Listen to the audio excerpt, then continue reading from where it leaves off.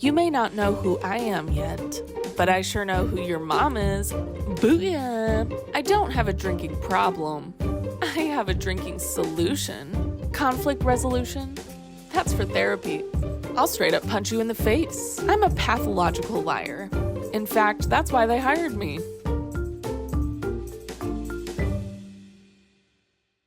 Since I'm talking about housewives today, I was genuinely like, let me try to wear something fashionable. And this is what I came up with.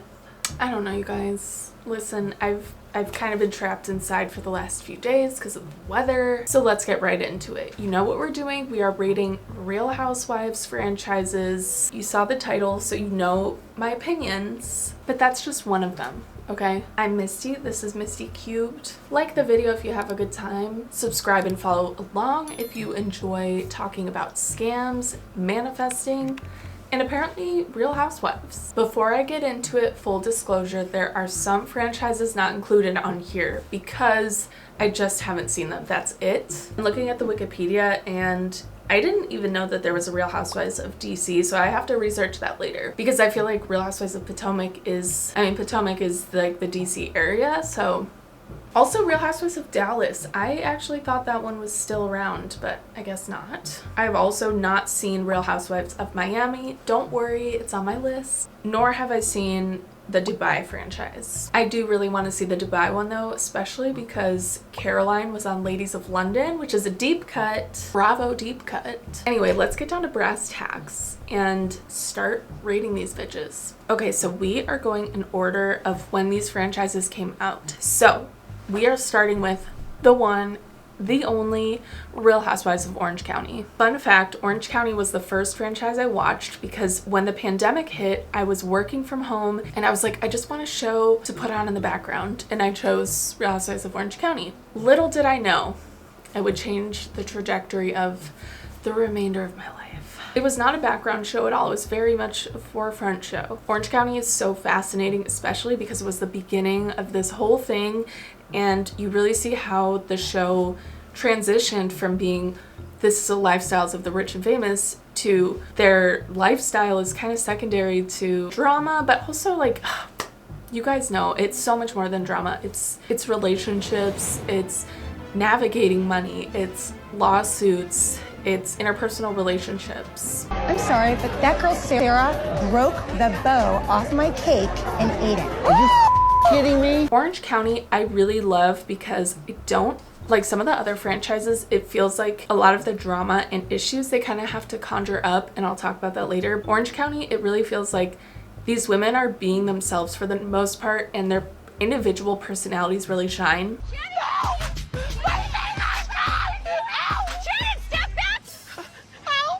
Additionally, they had a great transition from old school to new school and like kind of a mesh of those. So for example, having Vicky be a part of the franchise for so long.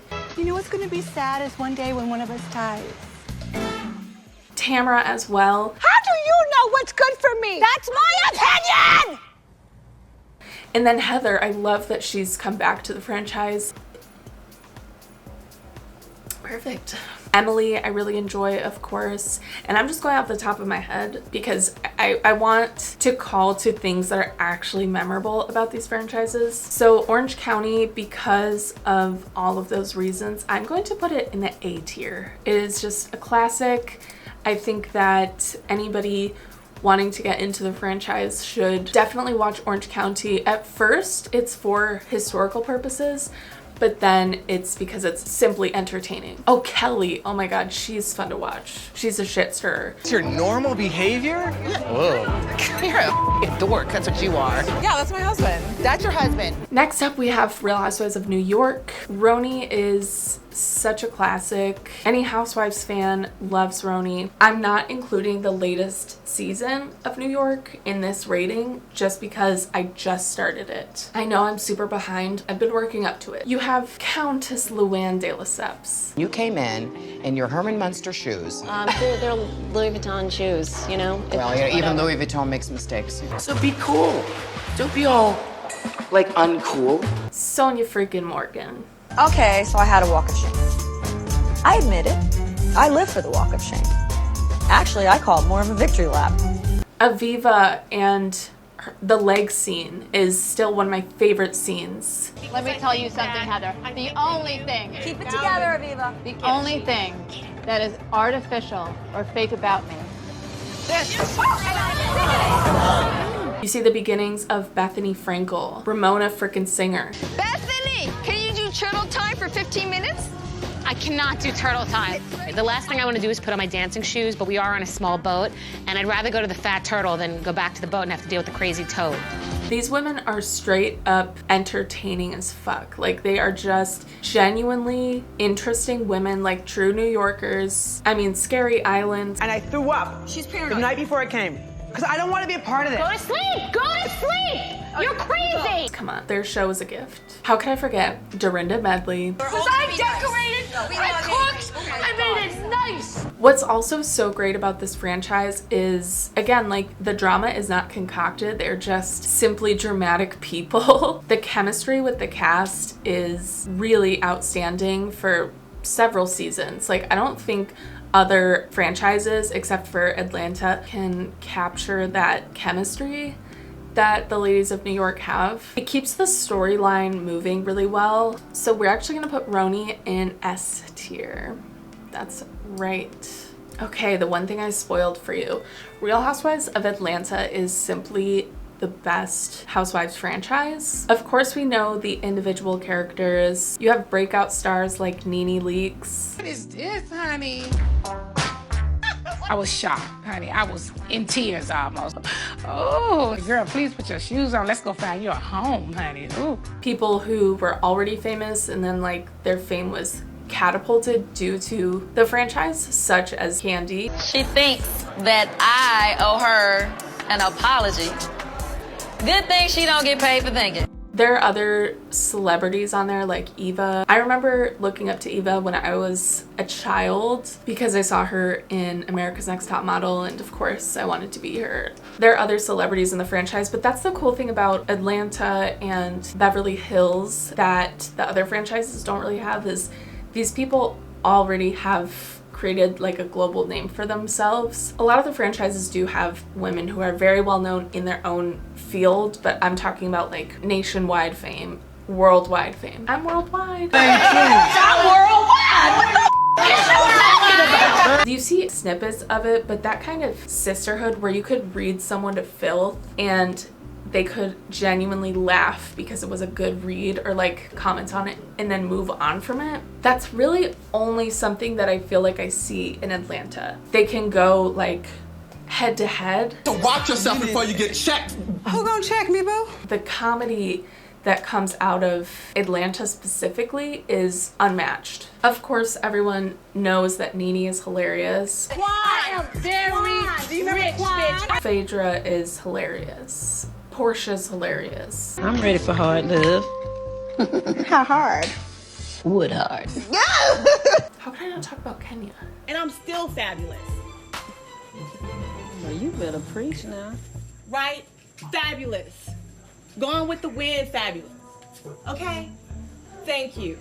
Well, all right now. She's such a fascinating person. When you first see her, it's like you kind of hate her, but it's hard to not love Kenya. She is who she is, and she has such a big heart, and it's been cool to watch her journey. So we are going to put Atlanta in S tier. Now, moving on to New Jersey. So I just started New Jersey from the very beginning, maybe a year ago. Coming to my trap! You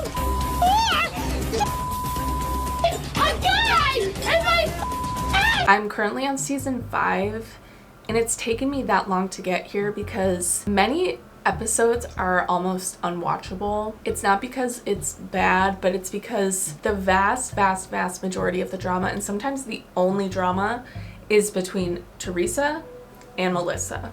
Thanks for speaking for him. I'm trying to, you're speaking, we're all speaking.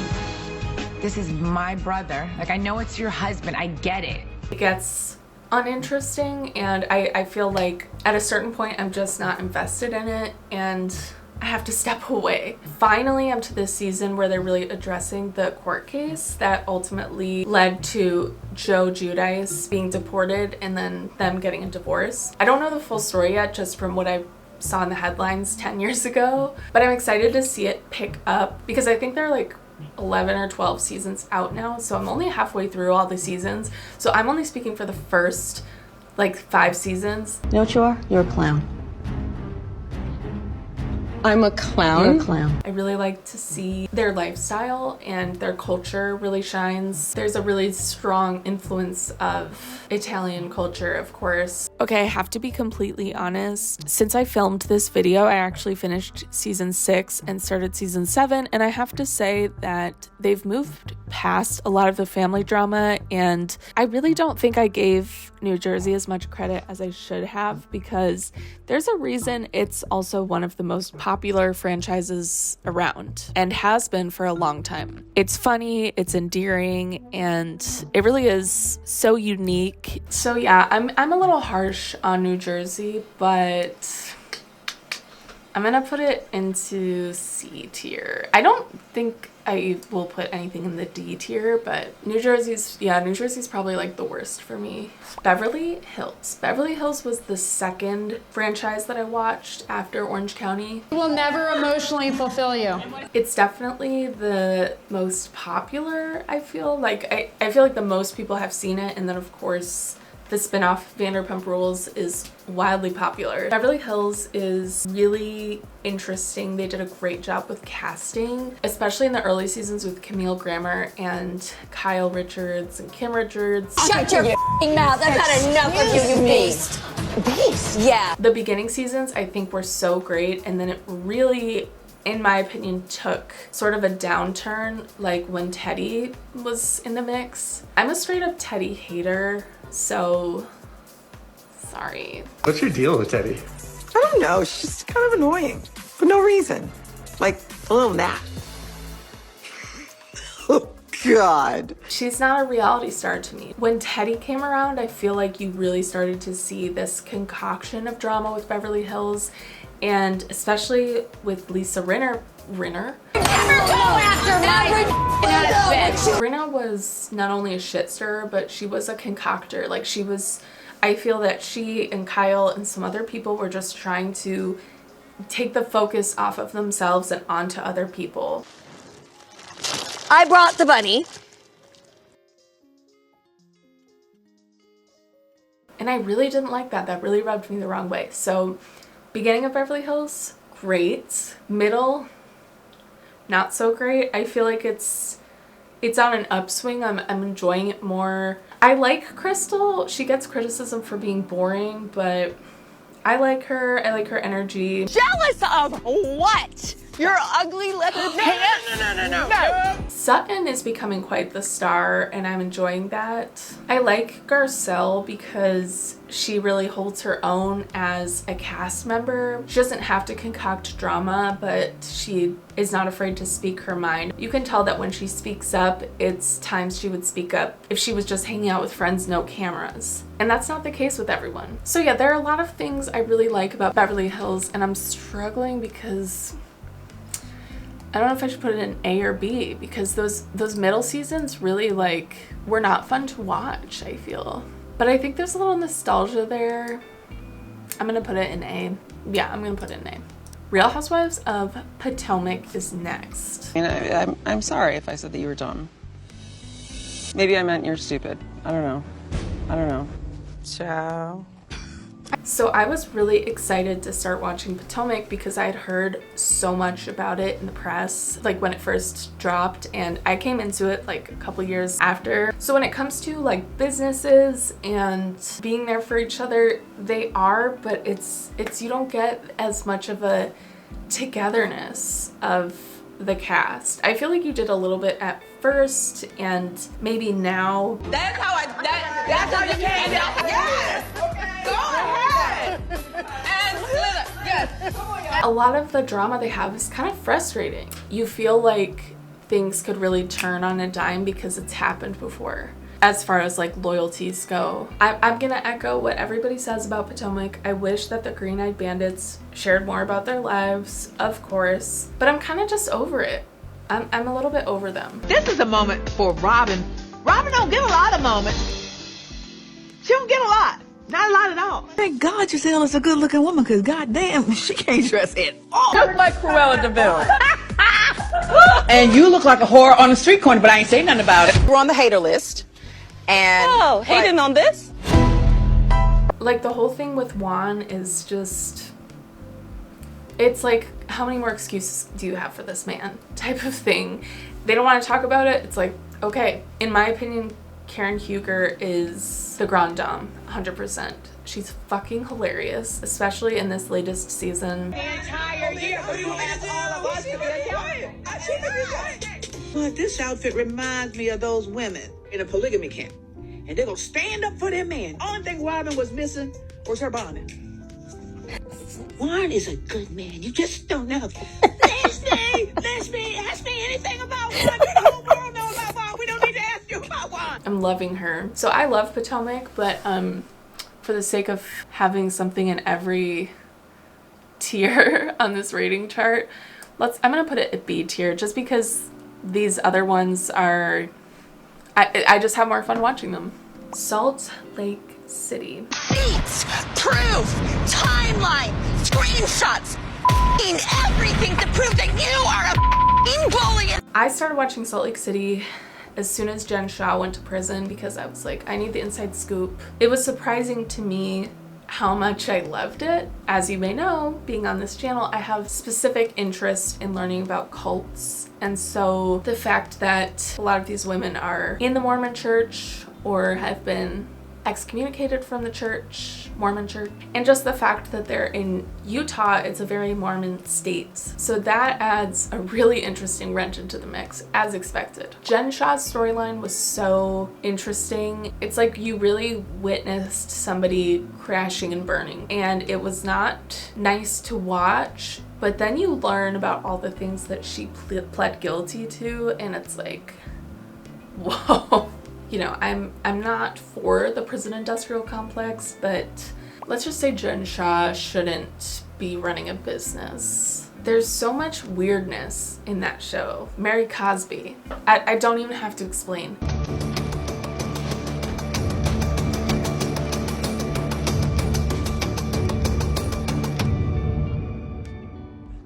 Women. So the religious aspect, along with how these people are connected in their community and the gossip and drama that goes on being in this community, is so interesting. This is lame and embarrassing for you. Oh, Meredith, I'm not interested. lame and embarrassing. Breathe. Salt Lake City is more like Orange County. As far as the social status goes, a lot of it has to do with having a good family and like good family values, or however that's defined in said area. And so the fact that Utah itself is like a character, it makes it so interesting. So yeah, Salt Lake City, I'm gonna put them in A. Yeah, I don't think they've earned S tier quite like New York and Atlanta. Actually, Atlanta's my favorite, so I want to put it above New York. We're getting really technical here. The last franchise I threw in for fun to rate is Real Housewives Ultimate Girls Trip.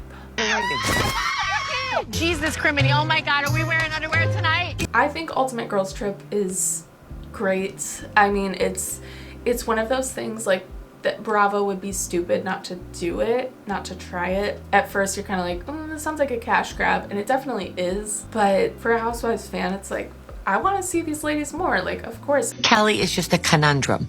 It's like dealing with one of those Rubik's Cubes. We're good. It's not that big of a deal. You know, sometimes when I'm watching you, you look like Lady Di. Oh, well, thank you.